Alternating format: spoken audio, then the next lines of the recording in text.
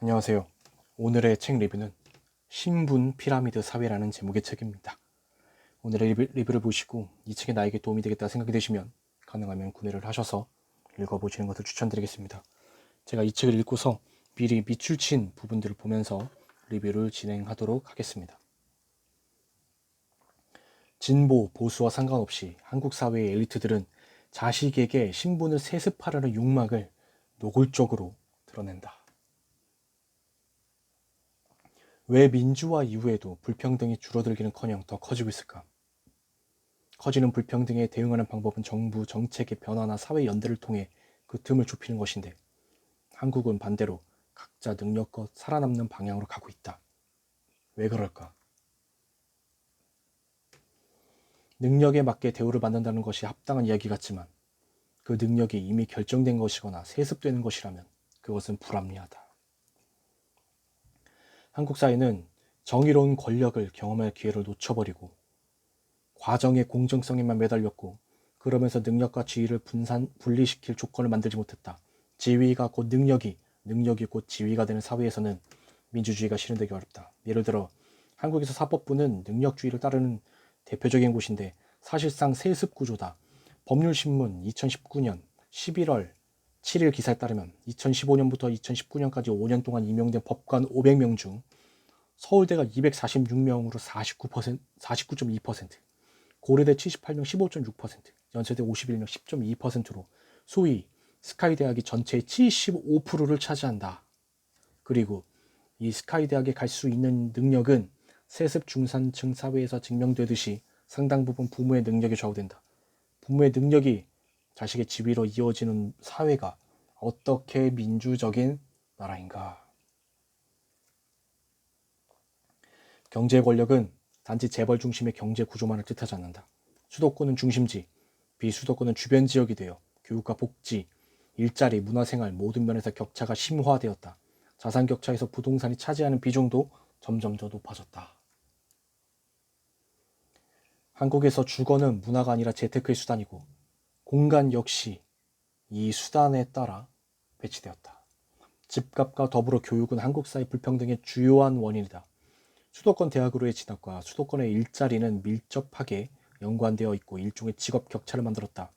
울산광역시나 거제시 같은 지방의 몇몇 기업 도시를 제외하면 동일 노동의 종사에도 수도권의 일자리가 더 많은 임금과 더 높은 사회적 인정을 받는다. 민주화 이후에도 이런 격차는 점점 더 벌어지고 있고 그 결과 수도권 인구 및 서울 인구는 다시 늘어나고 있다.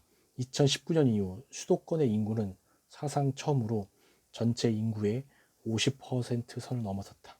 대한민국 전체 인구의 절반이 그 조그만 수도권에 몰려 있답니다. 지역 불균형이 굉장히 심한 우리나라의 현 상태를 말해주고 있습니다. 쉽게 묻혔지만 매우 중요한 사건이 하나 또 있다. 바로 2017년의 강원랜드 채용비리 사건이다. 폐광 지역을 부흥시킨다는 명목으로 세워진 내국인을 상대하는 국내 유일의 카지노인 강원랜드. 2012년과 2013년에 강원랜드에 최종 합격한 518명 중 493명이 부정청탁 대상자였다는 사실이 2017년에 밝혀졌고 현재 국회의원, 공무원, 지방의원을 비롯한 힘있는 사람들이 대거 연루되었다. 한국 최초의 대대적인 채용 비리 사건이고 민주주의 사회에서는 상상도 할 수 없는 사건이다. 그런데도 한국의 사법부는 청탁한 사실이 인정되지만 대가성이 분명하지 않다는 이유로 국회의원에게는 무죄를 선고했다. 사법부의 판결에서 흔히 볼 수 있는 술은 마셨지만 음주운전은 아니라는 식의 판결이다. 왜 이런 판결이 반복될까? 판사들이 비상식적인 것일까? 아니면 관련자들이 법을 잘 알아서 요리조리 피해가서일까? 그도 아니면 같은 사법부인 부장검사 출신의 국회의원이라서 더 심각한 문제는 시민들이 그럴 줄 알았다는 식의 시큰둥한 반응을 보여 이후 비슷한 문제가 반복될 수밖에 없다는 점입니다. 대가성이 없어도 청탁해서 다른 사람의 일자리를 뺏었다는 것 자체가 죄죠. 그런 국회의원에게 무죄를 선고했다고 합니다. 정말 너무나 살기 좋은 나라입니다. 범죄자들이. 일각에서 터져나온 관행이었다는 주장은 불평등과 세속 구조가 깊이 뿌리내려 있음을 뜻한다. 그런 점에서 조국 사태가 드러낸 것은 불평등과 세속 구조만이 아니라 사회의 분열을 넘어선 분리다. 조국의 문제가 그만의 문제가 아니라는 점은 분명하다. 한국 사회의 기득권은 많은 이점을 누리고 있고 기득권에 편입된 사람들도 그런 이득을 보상처럼 받아들였다. 특혜가 상식이 되고 보상이 되는 지점이 있고, 누군가의 상식이 잘못된 것이 아니라 서로의 상식이 완전히 다르다는 점이 드러났다. 이것은 누구의 상식이 더 합리적인가 또는 공정한가라는 질문으로 해결될 수 없는 상황이다. 신분 피라미드 사회에서 엘리트주의의 악영향은 더욱 증폭된다. 세습으로 획득된 신분이 능력으로 포장되어 격차를 좁힐 수 없는 것으로 만들기 때문이다. 이 사회에서 평범한 시민은 심한 무력감을 경험할 수밖에 없다. 민주화는 단지 직선제로의 복귀만이 아니라 사회의 기득권 구조를 무너뜨리고 중심화된 사회 구조를 다원화하며 집단주의로 사회적 염대를 전환시켜서 시민 각자가 누려야 할 실질적 자유를 확장시켜야 한다. 그렇지 않으면 이 사회는 두 개의 나라로 완전히 쪼개질지 모른다. 따라서 지금 필요한 건 일시적 조치가 아니라 격차를 메우면서 신분 피라미드를 바꾸는 것이다. 단순히 신분을 순환시키는 것이 아니라 능력주의로 포장된 신분 피라미드 자체를 무너뜨려야 한다. 법이 문제이면 싸워서 개정할 텐데 그냥 옛날부터 그랬어 라고 하면 대응하기가 애매해진다. 그리고 법이 일상 영역을 세세하게 규정하는 건 어렵기도 하고 바람직하지도 않다. 한국에서는 정치, 경제, 문화 어떤 일을 하든 아는 사람을 찾는 문화가 있다. 능력보다 누군가의 소개가 훨씬 더 중요하다. 그런데 사실 이 아는 관계는 그냥 만들어지지 않는다. 이 연결고리를 만들기 위해 학연, 지연, 혈연 등이 동원되고 심지어 아는 사람을 만들기 위해 학습하고 투자하는 문화가 존재한다. 각종 특수 대학원은 이런 관계를 만들어주기 위해 존재하고 향후의 동문회, 종친회 등도 아는 관계를 만들고 다지는 도구다. 결국 관계에 투자할 능력과 여력을 가진 사람들의 힘만 강해진다. 반면에 모르는 사람, 더 정확히는 쓸모없는 관계에 대한 무시나 차별은 심해진다. 도움이 되기는커녕 마음에 부담이 될 것 같은 관계, 내 것에 해를 입힐 것 같은 관계, 바로 그 극단의 이주 노동자나 난민에 대한 혐오가 존재한다. 어떤 관계로도 이어지지 않는 사람들에 대한 불안감은 차이가 차별로 쉽게 전환될 수 있는 문화를 만든다. 타자에 대한 관심이 사라지면 관계는 도구로 변한다. 이런 문화는 위계가 강한 문화, 갑질이 통용되는 문화를 만들고 싶다. 이런 사회에서는 어떤 명분을 내세워도 공공성이 강화되기 어렵다. 다른 한편에서 이런 관계를 중시하는 문화는 업적을 중시하는 관행과 무관하지 않다. 어떤 과정을 밟든 목적을 이루기만 하면 상급자의 인정을 받을 수 있으니 공정하고 합리적인 과정보다 사람에 의지한다. 자연히 관계를 만들거나 다지려는 접대 문화가 번성할 수밖에 없고 이는 부패에 둔감한 구조를 만든다. 부모 세대의 부와 소득에 따라 자녀들이 상이한 기회를 가지면서 사회적 대물림이 제도화된다. 이는 순수한 능력주의의 외피를 쓴 채 세습주의의 현실을 가리고 있는 것이다. 자유시장의 힘으로 사회의 평등이 충분히 보장되기 어렵다. 순수한 능력주의로 인해 성공한 개인이 축적한 부가 재분배되지 않고 다음 세대의 고스란히 상속되어 신분세습이 일어난다면 불평등은 커질 것이다. 재벌 2세 3세가 명문대학을 졸업하고 해외 비즈니스 스쿨을 마친 후 아버지의 회사에서 경영 수업을 받고 다른 사람들보다 능력이 뛰어나다면 공정한 경쟁이라고 할 수 있을까? 학벌과 경력이 만든 능력주의는 부자의 세습을 정당화할 뿐이다. 사전을 씹어먹으며 공부해도 이제는 좋은 대학에 갈 수 없는데도 여전히 인내와 극기 이런 말들이 쓰이는 건 신분 피라미드를 감추기 위해서다. 한국만큼 이런 세습과 상속의 끝판왕이 나라도 없다. 포털 사이트에 들어가 현대판 음서제도라는 키워드를 넣고 검색해보라. 무수히 많은 언론 기사와 블로그 글이 뜬다. 나라의 공을 세운 공신이나 5품 이상의 고위직의 자손, 친척 등을 관리로 채용하는 제도였던 불공정한 음서제도가 현대에도 버젓이 살아있다. 단골 메뉴는 채용비리다. 청년 실업이 극심한 시대에 누군가의 자식이나 친척, 지인들은 유력한 위치의 사람들을 알기 때문에 손쉽게 좋은 일자리를 낚아챈다. 강원에도 채용비리 사건은 소위 좋은 일자리로 불리는 공공기관 일자리 대부분이 부정한 방식으로 분배된다는 것을 폭로했다. 2018년 3월 19일에 산업통상자원부가 배포한 보도자료 강원랜드 부정 합격자 226명 전원 점수 조작 확인에 따르면 2013년 선발 과정에서 총 5,268명의 응시 518명이 최종 선발되었는데 498명이 청탁 리스트 위에 관리된 합격이고 이 중 226명은 서류 전형과 인적성 평가 등 각 전형 단계마다 점수 조작으로 부정 합격 처리된 사람들이다. 애당초 합격될 리가 없었던 4,770명은 부정한 채용의 들러리만 된 셈이다. 다른 나라라고 해서 지역 간 격차가 없는 것은 아니지만 유독 한국 사회에서 수도권과 비수도권의 격차가 심화되고 있는 것은 이미 오래된 얘기다. 수도권 초집중을 막기 위해 균형 발전 이야기가 나온 지 20년 이상 흘렀지만 격차는 외려 심화되고 있다. 강준만 교수는 지방의 현 주소를 내부 식민지라고 부른다. 단순히 수도권이 비수도권보다 많은 자원을 가졌다는 차원을 넘어 수도권이 비수도권을 착취하는 상황이다. 또한 비수도권의 시민은 그곳에 산다는 이유만으로 2등 시민으로 전락한다. 2등 시민이니 교육과 취업에서 불리하고 지역 소식은 뉴스에서도 단신으로만 다뤄진다. 생각해보니 식당의 밥값은 올랐어도 공깃밥의 가격은 거의 오르지 않았다. 무슨 비결이 있기에 쌀값은 이렇게 싼 걸까? 쌀 가격이 낮은 이유는 쌀 수입과 소비량의 빠른 감소 탓도 있지만 기본적으로 정부의 정책 탓이 크다. 한국 정부는 경제 성장을 위해 저임금, 저고가 정책을 고수해 왔기 때문이다.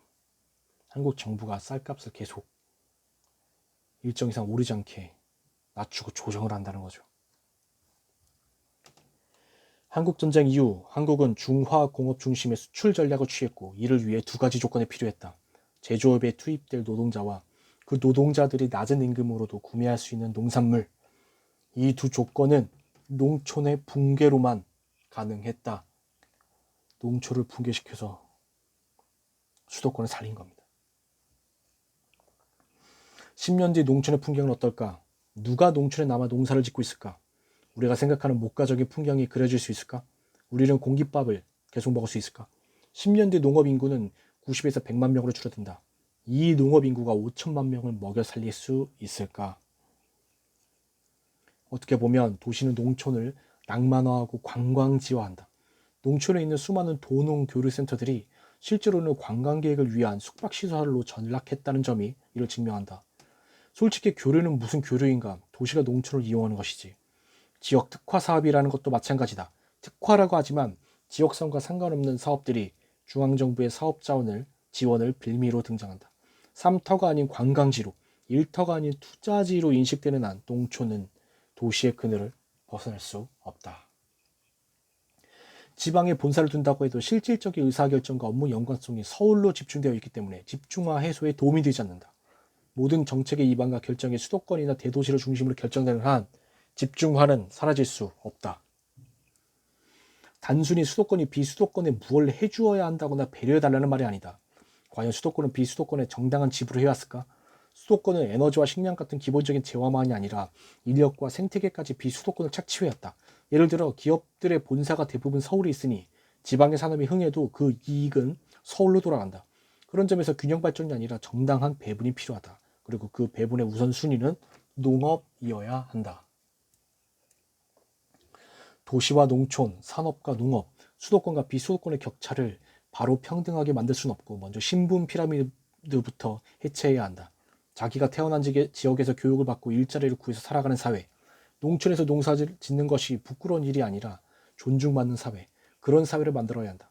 평등은 시혜가 아니라 마땅히 존중받아야 할 권리를 보장받는 것이다. 시간에 대한 권리란 무엇일까? 봉건사회에서 근대사회로의 전환은 사람마다 지역마다 달랐던 시간을 시계 시간과 공장의 시간으로 통합시키는 과정을 동반했다. 9시 출근, 6시 퇴근이라는 정규직의 일상은 그런 시간에 바탕을 뒀고 그 시간은 임금을 주고 고용한 사람의 시간이다. 반대로 공장이나 사무실을 나서면 시간은 다시 나의 몫이 된다. 남의 시간을 살 수 있는 자와 내 시간을 팔아야 하는 사람의 격차는 점점 더 벌어지고 있다. 시간을 고려하면 하루 8시간을 온전히 일할 수 있는 사람이 있을까? 그러니 서비스 요청을 많이 받지 못한 노동자들은 최저임금에도 미치지 못하는 임금을 받아야 했다. 더 빨리 더 많이 일에 알아서 살아남아라. 이것이 신자유주의의 메시지다. 신자유주의는 한편으로 이 시간을 더욱더 잘게 쪼개고 다른 한편으로는 시간을 통제하던 감시탑을 해체해 각 개인이 스스로 시간을 관리하여 능력을 증명하도록 만들었다. 예를 들어 삼성전자 서비스의 노동자들은 시급도 아닌 분급을 받는 것으로 유명했다. 서비스 노동자들은 자재를 준비하거나 이동하거나 수리에 관해 설명하는 시간을 제외하고 오직 제품을 고치는 시간만을 분당 얼마씩으로 계산해 임금을 받았다. 삼성전자 서비스는 2013년 분당 225원을 책정했다. 하루 8시간 꼬박 일하면 10만원 정도를 받을 수 있다. 그런데 수리를 위해 이동하는 시간을 고려하면 하루 8시간을 온전히 일할 수 있는 사람이 있을까? 그러니 서비스 요청을 받지 못한 노동자들은 최저임금에도 미치지 못하는 임금을 받아야 했다. 더 빨리 더 많이 일해서 알아서 살아남아라. 이것이 신자유주의 메시지다. 삼성전자가 이렇게까지 비인간적으로 노동 착취를 한 줄은 몰랐네요. 제가 항상 이런 글들이 읽으면서 책을 정말 사람이 읽어야 되는구나 또다시 느낍니다. 세계적인 대기업인 삼성전자에서 어떻게 이런 일이 발생했을까? 삼성전자 서비스는 모기업인 삼성전자에서 분리된 자회사로 법인이 분리되며 서비스도 외주화되었다. 그러면서 이런 기형적인 임금 체계가 도입된 것이다. 다행히 노동조합의 투쟁으로 2018년 4월 삼성전자 서비스가 협력업체 노동자들을 정규직으로 채용하며 노동 조건은 나아졌지만 조합원 사찰이나 직장 내 괴롭힘 등 여러 문제가 계속 발생하고 있다. 그런데 기업 이윤의 관점으로만 보면 삼성전자 서비스의 노무 관리는 가장 효율적인 체계다. 회사는 노동자들의 노동과 휴식을 일일이 통제할 필요 없이 작업하는 시간만 관리하고 일한 만큼만 임금을 지불하면 되기 때문이다. 노동자의 건강이나 안전, 복지에 대한 관심만 끌면 문제될 게 전혀 없다. 저비용, 고효율을 추구하는 신자유주의 노무관리의 끝판왕인 셈이다. 옛날에는 양반과 평민처럼 서로 다른 계급이 신분 피라미드를 구성했지만 지금은 정규직, 비정규직, 일용직처럼 같은 노동자 계급 내에서도 신분의 차이가 발생하고 때론 이 차이가 세습된다. 씁쓸하네요. 정사원으로 살아남기 위해서는 삶의 기준이 회사가 되어야 했다. 그러니 회사형 인간은 회사에 대한 애정이 아니라 고용에 대한 불안정이 강요한 충성이었다. 노동 조건의 변화는 고용된 시간만이 아니라 일상의 시간에 영향을 미쳐서 인간의 자율성을 억누른다. 월급을 받아 한 달을 계획할 수 있는 사람과 1급을 받아 하루하루 살아가는 사람, 시급을 받는 사람이 똑같이 미래를 준비하기는 어렵다. 삶이 불안정하기 때문이다. 문제는 IMF의 요구로 알고 있는 이 파견근로제와 정리해고제가 실제로는 한국 정부의 제안이었다는 점이다. 정말 이건 몰랐던 사실인데요. 그리고 무엇보다도 그것은 정리해고의 불안감을 심어줌으로써 노동운동의 근거지인 대기업 노동조합에 심리적인 타격을 주는 효과가 있었다. 너 정리해고 당할 수 있어 라는 불안감을 심어줘서 쉽게 말해서 다른 짓들을 못하게 하는 거죠. 2016년 12월 26일 당시에 여당이던 신한국당, 현재 국민의힘이 노동법 개정안을 날치기로 통과시켰고 민주노총과 한국노총은 해방 이후 처음으로 전국 단위 총파업으로 이에 맞서 개정안의 주요 내용을 유예시켰다. 한국 정부는 정리해고를 공식화시켜 노동조합에 힘을 빼기 시작했고 노동자들이 불리한 조건을 받아들이도록 만들었다. 어떻게 보면 정부 관료들은 국가 부도 위기라는 엄청난 위기를 통해 노동조합을 협박해 자신의 정책을 관철시킨 셈이다. 사실 이거는 이제 노동자 입장에서 써인 글들이고 요즘 노동조합들이 회사가 마이너스 성장을 하고 있음에도 불구하고 연봉 인상해달라는 얘기를 들으면 또 다른 생각이 들어요. 그러니까 이래서 이야기는 항상 양쪽 얘기를 다 들어봐야 되는 것 같습니다. 유연한 불안정이 정상적인 상태로 받아들여지는 사회에서는 인간이 장기적인 가치를 추구할 수 없다. 이런 유연적 전문화에 의도하지 않은 결과는 산업재해다. 유연적 전문화는 최신 기술을 도입하고 생산 라인을 빠르게 변화시키지만 노동자들이 변화에 적응할 충분한 시간을 보장하지 않는다. 더구나 이런 유연화는 고용 불안도 증가시켜서 노동자들이 단기적인 이익과 고용 보장에 집착하게 만든다. 그러면서 비전문적인 일은 비정규직이나 사내 하청으로 떠넘겨지고 이들의 노동 조건은 더욱 악화된다. 한국 경제의 심각한 문제인 1, 2, 3차 하청으로 이루어지는 하도급 구조는 비용 절감과 인력 감축을 더욱 심하게 압박하고 이는 대형 사고로 이어지고 있다. 한국의 산업재해 사망자 수는 2019년에만 공식 통계상 2020명, 이렇게 많이. 하루에 5명 이상이 산업재해로 사망하고 있다. 하루에 5명 이상이 산업재해로 사망하고 있답니다. 그래서 혁신이란 말이 무조건 찬양되는 것은 위험하다. 세넷은 코로나19로 각광을 받는 재택근무도 이 새로운 체계의 최종 지점이라고 말한다. 많은 직장인들이 재택근무를 원하지만 그것은 금융이나 전문직 관리 업무 같은 영역에서나 가능하고 일은 탈중심화되었지만 노동자에 대한 통제는 더 직접적이고 전자적인 감시를 변했다. 보안을 이유로 관리 장치가 집에 설치되고 개인의 일상도 회사의 관리망이 통합된다. 휴식과 노동의 균형을 잡는 삶이 행복하는 워라밸이 얘기해야 되지만 실제 현실은 휴식과 일의 경계가 사라지면서 일 강요 사회, 노동 강요 사회가 만들어진다. 그리고 재택근무가 노동의 표준이 되면 재택근무가 불가능한 노동의 영역은 가능한 영역보다 시대에 뒤처진 것으로 평가되고 낮은 대우를 받는다. 집 밖으로 나가는 노동이 위험에 노출될수록 노동의 위계는 더 강해진다. 위험에 외주화라는 말처럼 위험한 노동은 값싼 노동이 되어 사회의 약자들에게 강요된다. 그래서 세넷은 규제가 없으면 삶이 편해질 것 같지만 약유 강식의 세계로 돌아가기 쉽다고 이야기한다. 국가에 의존하는 사람들을 도움이 필요로 하는 사람들로 보기보다는 사회의 기생충으로 의심하고 무시한다. 또한 그 기생충들을 활동적인 사회 구성원들을 방해하는 존재라고 보고 복지 조직망과 수혜자의 자격을 파괴하면 경제가 더욱 유연하게 자유화한다고 정당한다. 한국에서 차별과 혐오가 심해지는 건 이런 유연화된 사회와 무관하지 않다. 과거에는 일하는 시간을 줄이면 자유시간이 늘어난다고 생각했는데 지금도 그럴까? 주 52시간 근무제가 일반화되면 52시간을 제외한 나머지 116시간은 자유시간일까? 좋은 일자리란 노동시간이 적고 자유시간이 많은 일자리, 노동시간에 비해 임금을 많이 받는 일자리일 텐데 그런 노동이 계속 늘어날 수 있을까? 사람들이 스스로 해결하도록 강요당하는 일을 그림자 노동이라 부른다. 신기술이 도입되고 많은 정보가 공개되어 전문 지식이 대중화되고 사람들의 다양한 정보가 데이터화되면서 과거에는 타인에게 의존했던 일들이 스스로 하는 노동으로 변했다. 예를 들어 과거에는 주유소에서 주유하고 식당에서 주문하고 은행에서 현금을 찾거나 송금하는 일들이 다른 사람의 노동을 필요로 했다면 지금은 알아서 해야 하는 일이 되었다. 심지어 여행 계획을 짜고 예약하는 과정을 스스로 준비하는 것이 더 바람직하거나 즐거운 일이라고 얘기된다. 그림자 노동은 노동이 아닌 것처럼 얘기된다. 열정페이라는 말이 있다. 인턴, 실습생, 수습 등으로 불리는 노동자들이 정당한 임금을 받지 못하면서도 자신이 원해서 하는 일이니 열정을 바치라는 요구에 꼼짝없이 착취당하는 처지를 가리키는 말이다. 이들은 다양한 요구로 노동자성을 일정 시간 뒤에만 인정받는 불안정한 노동자다. 노동자가 되기 위해 열정을 불태워야 하는 사람들, 그렇지 않으면 노동자도 될 수 없는 사람들, 신분 피라미드의 아래층을 채우는 사람들이다.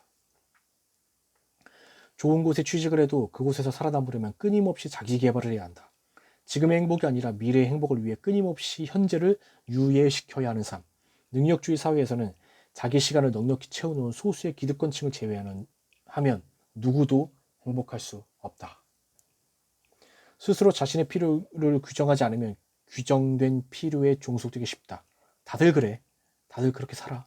라는 말은 우리를 구속한다. 환경재단의 2019년도 감사보고서를 보면 기업에서 받은 후원금의 세부 내용은 적혀있지 않다.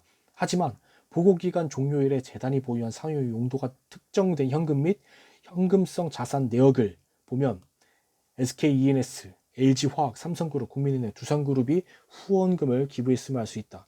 SKENS는 발전 사업을 하는 곳이고 LG화학은 화학물질과 제품을 생산하는 곳이다. 삼성그룹과 두산그룹은 다른 문제도 있지만 핵 발전소를 건설하는 계열사를 둔 곳이기도 하다. 이런 기업으로부터 계속 후원금을 받는 것을 보면 앞서의 문제 제기가 환경재단에 그다지 영향을 미치지 못했음을 알 수 있다. 이런 기업들의 환경오염을 감시해야 되는 단체가 이런 기업들에게 후원금을 받으면 얘네들이 제대로 감시할 수 있겠습니까? 인류 역사를 돌이켜보면 어떤 변화는 아무것도 안 될 것 같은 조건에서 시작된 경우가 많다. 가봐야 길을 알 수 있듯이 부딪혀 봐야 상대를 가늠할 수 있다. 지금은 좀 부대껴야 할 때다. 네, 오늘의 리뷰는 여기까지입니다. 참 아니라고는 하지만 이 신분 피라미드, 흑수저 금수저라고 하죠. 이 부모의 수저가 자식에게도 그대로 대물림되는 사회, 이거를 우리가 정당한 민주화 사회라고 부를 수는 없을 겁니다.